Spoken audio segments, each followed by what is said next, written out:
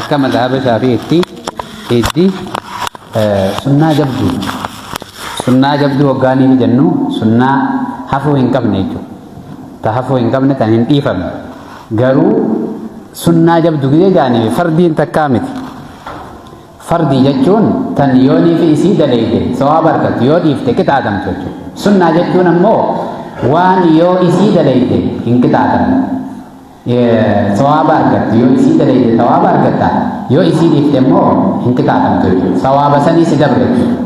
Iddiniisi ta yoo isii si dabarte sawaabni guddaan nama dabre jechuudha. Garuu muuminni diin isaa irratti hariisa waan ta'eef sawaaba guddaa sana hin dabarsu.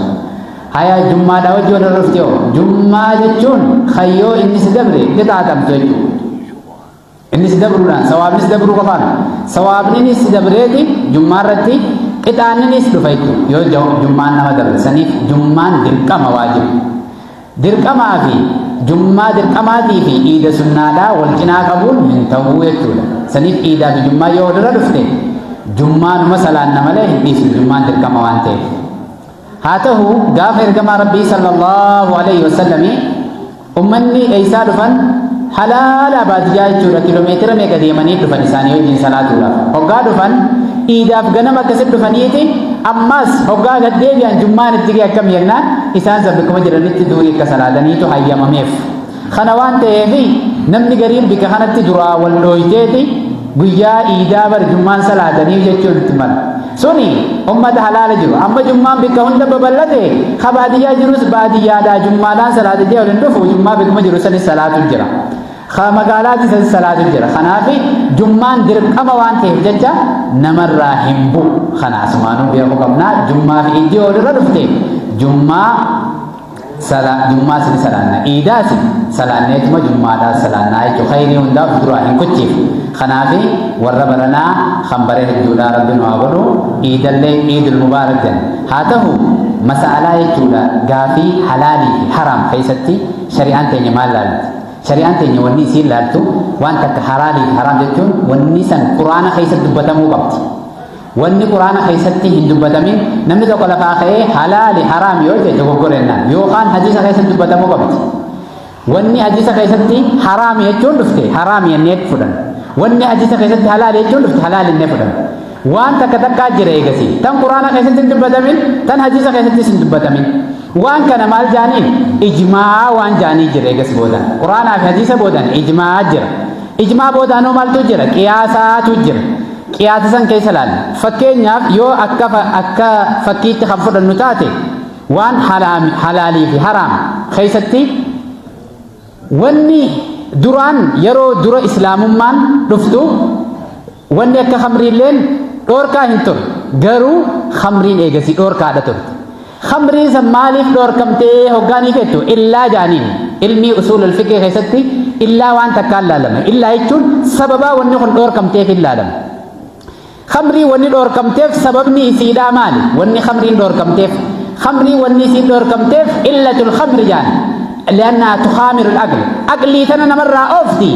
Wanni aqlii miidhu hundinuu khamriis yoo ta'uu baatte khamrii gizeennu farshoo jechuudha beekaa namni khamrii jechuun afaan arabaati. Khamriin tuni aqlii tana namarraa oofti. Farshoon aqlii namaa tana miiti. Wanni isiin haraam taateef wanni guddoon aqlii namaa miidhuudha. Amma kanarra dhaabbannee wanni isiin haraam taateef maal jechuudha? Aqlii namaa miidhuu eega ta'uun mirkanaa'e. Wannummaan aqlii miidhu marjinu tanuma feete haa taatu. Feetu duratti haa jiraattu feetu amma haa dhuftu. Zamanuma feete keessaa jiraannaan wanni aqlii namaa kanarratti miidhaa gaggeessu martinuu haraam jennee fudhanna. Wanni aqlii namaa kanarratti maal gaggeessu? Miidhaa gaggeessu martinuu hundisiitu haraam jennee fudhanna. Maalirraa fudhanne san? Qiyaasni isiidhaa khamriin aqlii namaa miidhi sanirraa haraam jergamaan rabbi saniifuu illatu haajaan illatul khamri as-sakr ay tusakhir nama kana maal gooti tukhaamiru aqliidha jijjiirti jechuudha. Saniif aqlii wanni miidhu hundi haraami. Haaya amma wanni gaafa san hin jirre yoo waan akkamii jira? Waan akka shiishaa haa taatu jimaa haa taatu waan biraa wooma silaa ilmi namaa sijaaraa haa taatu waan ilmi namaa fudhatu sana wanni kun gaafa san ni turte hin turre. waan kana haraamii fi halaal jechuudhaafis jarjaruun qabdu bikka kana dhaabbatteeti waan laaluu qabduu jira wanni kuni miidhaa akkam ilma namaarraan gaggeessa laalteeti paarsantaa miidhaa waan kanaatu laalama miidhaan isiin qaamarraan gaggeessitu aqliirra fiddu maali jetteeti qoratamteeti hoggaa miidhaan sanaddaan baate namni wanni kun dhibbatti isa miitu wanni kun nama sanirra fudhachuun haraam yookaan namni sababaa waan kanaatiin maal dalagu haraam dalagu nama sanirratti haraami namni sababaa waan kanaatiin waan dubbatame kana wanni kun duraan quraana keessatti hin dubbatamne hadiisa keessatti hin dubbatamne garuu ammaan tan argamtee jirti wanni namni fudhatuuf waan kana if mirkaansuudhaaf irra hedduu munashitaat jaaniin waan silaa mirkaanaaf ilmi namaa fudhatu kanaafi wanni kuni sadarkaa duraarratti wanni ilmi namaa mirkaanaaf fudhatu kanuma fedhee yoo taate wanni laallu aqlii namaa namarraa ni oofti moo hin ooftu jennu aqlii hin ooftu jaam eegan oofne miidhaa qaama kanarra ni fiddi qaama namaarratti miidhaan fiddi aqlii namaarra miidhaan fiddi miidhaan isiin fiddu san yoo miidhaa dhibbatti qaamarratti haa taatu qabeenyaas akka malee miidhuu haa taatu keessaa'u namni dirqama irra sababaa waan kanaatiin waan silaa rabbiin dirqama irra godhe kadhiisuudhaa yoo hataatu taate namni kuni dirqama sababaa waan kanaatiin dabarse nama kanarratti haraam jechuudha saniifuu nama tokko kaaniif asitti halaal taatee kaaniif asitti haraam taatu jira wanni dubbatame kun khamrii mi beek khamriin jara mulamtee jirti wanni dubbatame tuni kaaniif halaal taatee kaaniif haraam taatu jira kaan qaamni isaatis guutuudha qaamni isaatis fayyaa qabaa qaamni isaatis fayyaa qabaa qabeenyaas ni qabaa wanni kuni miidhaa takka irratti hin geessisu inni gizuma waan gaarii dalaguu deemu takka mirqaanumaaf itti fayyadama ta'a miidhaa irra gaggeessitu hin gaggeessitu jennaan nama kanaaf mubaaha taate jechuudha nama kanaaf haraam jechuun hin dandeessu haraam jechuun eeysaa fiddaa jechuudha haraam jechuun wooma gurra jalaa fudhatanii gabbaasanii kun haraam awoo takkaa'uu halaal jechuunis gurra jalaa fudhatanii kun halaal jaamoo osoo hin tahin laalamteeti jechuudha wanni isiin irratti hundooytu miidhaa fi faayidaa waan sanii irratti hundooyteeti jechuudha kanaafi wanni kunilleen haaluma saniini addaan baafamte jechuudha wanni kanaatun yoo tabiraalleen ka dhuftu taate dura nuti qorannoo waan sanirra gaggeessuu qabna halaalii fi haraam jechuudhaaf kanaafi yoonii fi wanni amma dubbanne kuni doktorri nama tokkoon akkanatti waan akkanaatti hin dhiyaatin wanni akkanaa miidhaa akkanaa sirra gaggeessiti yoo jenne ji'ee wanni suni miidhaa mirkanooyte gama fayyaatiinis taate haraam jennaan nama kanarratti maaliif if miidhuun dhorkaan namni tokko har'a lafaa ka'ee yoo dhagaadhaan nyaadha jee haraam jennaan maaliif dhagaa nyaatee namni fayyaa ta'u ni jira ni miidhafa wanni nama miidhu hundinuu haraam jechuudha yookaan sibiilaan nyaadha yoo jee haraam jennaan sibiiliinis nama miidha waan ta'eef waan isa miidhuu fi beekan waan biraatiif himi shari'aa wannummaan dhufteefu lubbuma ta'e tanaa'u sii kunuunsuu fi bar lubbuma ta'e tanaa'u tiisuudhaafi kanaafi wanni shari'aan haraam gootuus wooma ilma namaa kana miidhu malee waan ilma namaa fayyadu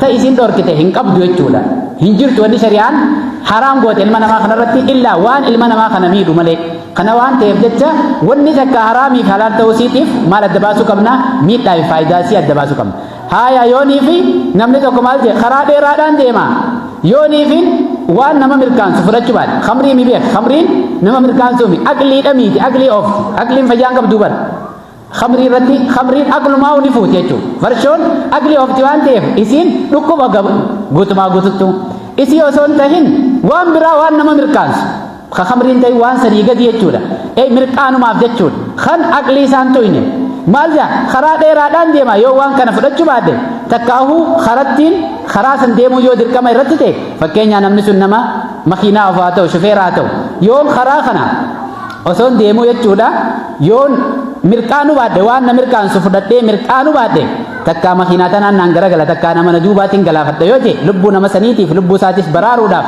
yoonii fi wanni inni jasa waan dhugaadhaa tahee mirkanaa'e dirqama fudhachuu qabamma namni kun yoo waan san dhiise itti gaafatama akka shari'aatti maaliif waan xiqqoo san fudhatee lubbuu waan guddoo takka tiisuu osoo danda'uuti maal godhe jechuudha waan san dhiisee waa hedduu galaafate ta'a jechuudha saniif akaffu dararee ni jaa wanni takka miidhaa siin laalama yoo fakkeenyaa wanni tunis miidhaa qabdi kanarraa kan miidhaan isii irra xiqqoodhaati filta malee kan miidhaan irra guddoodhaan hin filtu jechuudha haala kanaani waan silaa nama mirkaansu jaani shari'aan addaan baastee jirti jechuudha. Kanaaf tafsiila isiidha yoo amma keessa gabbuu illee baanne yeroo takka tokkoof asitti halaal taatee tokko asirratti haraam irratti taatu jira.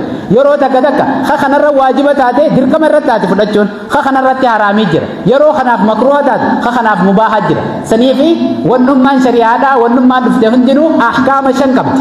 Ahkaama 5 gurguddaa qabdi jechuudha. Yeroo isii wanni suni kanummaan feetee yoo niifi fudhannee hooma feete yoo gaafattan gaafiin ta'e waan san keessaa bahuu hin dandeessu. Yeroo haraam taatu jira, yeroo halaal taatu jira.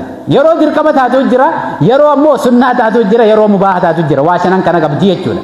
Saniifi dura waa shanan kana namni adda baafachuu qaba. Waan takka fatwaa godhuudhaan dura waa shanan kana adda baafatee mee garam geetti tun eessa galte jechuudha. Yoo hundaa'u qalama diimaan tuqee hoolaan hundinuu haraami jedhe. Hoolaan hundi haraami jechuun hin ta'u. Kaan hoolaa hatameetu haraami malee hoolaan hundi akkamitti haraami. Saniif hoolaan hundi haraami jechuudha. Wanni hundinuu haraami jechuun hin danda'amu jechuudha. Wanni hundi halaal jechuunis hin danda'amu. Wanni kun laalamteeti tasgabbiidhaan addaan baafamtee murtiin shari'aadhaa akkasitti itti kennamte jechuudha. Yoonii fi waan amma dubbanna kanarra gaafii gaafattan gaafii teessanii deebisnaa yoo gaafii hin jiraanne gara jummaadhaatti itti dabarraa gaafii namni qabdan gaafachuu ni dandeessa.